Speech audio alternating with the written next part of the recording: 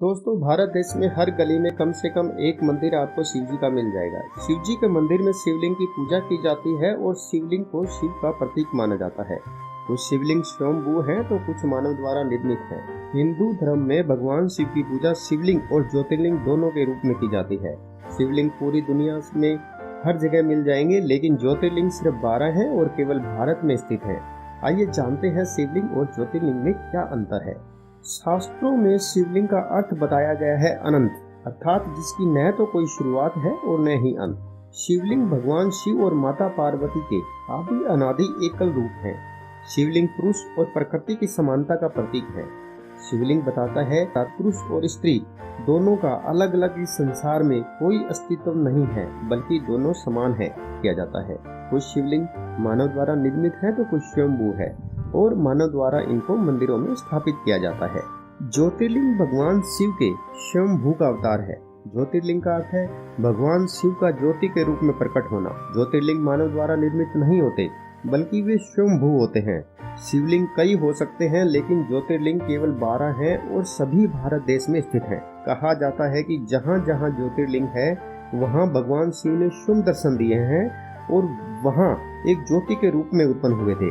12 ज्योतिर्लिंग की वजह से पृथ्वी का आधार बना हुआ है और इसी कारण पृथ्वी अपनी धुरी पर घूम रही है।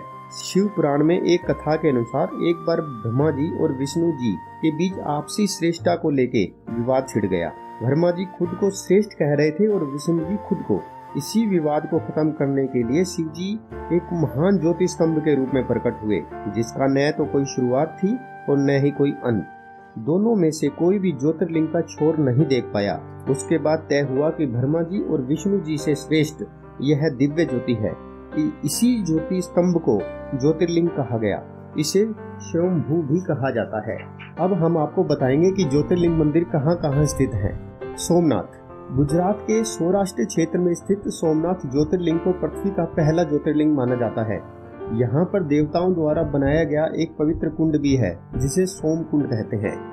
दूसरा ज्योतिर्लिंग मल्लिकार्जुन ज्योतिर्लिंग है, जो आंध्र प्रदेश में कृष्णा नदी के तट पर श्रीशैल नाम के पर्वत पर स्थित है। उज्जैन मध्य प्रदेश में महाकालेश्वर ज्योतिर्लिंग स्थित है। ये एकमात्र दक्षिण मुखी ज्योतिर्लिंग है। यहाँ प्रतिदिन होने वाली भस्म आरती विश्व भर में प्रसिद्ध है। यह भारत का तीसरा ज्योतिर्लिंग है। चौथा ज्योतिर्लिंग ओंकारेश्वर मध्य प्रदेश के मालवा क्षेत्र में स्थित है। इंदौर शहर के पास जिस स्थान पर यह ज्योतिर्लिंग है, उस स्थान पर नर्मदा नदी बहती है और पहाड़ों के चारों ओर नदी के बहने से यहाँ ओम का आकार बनता है। पांचवें ज्योतिर्लिंग केदारेश्वर उत्तराखंड में हिमालय की चोटी पर विराजमान श्री केदारनाथ जी के नाम से प्रसिद्ध है। बाबा केदारनाथ का मंदिर बद्रीनाथ के मार्ग में स्थित है। भीमाशंकर महाराष्ट्र में भीमा नदी के किनारे सहयाद्री पर्वत पर स्थित छठे ज्योतिर्लिंग है।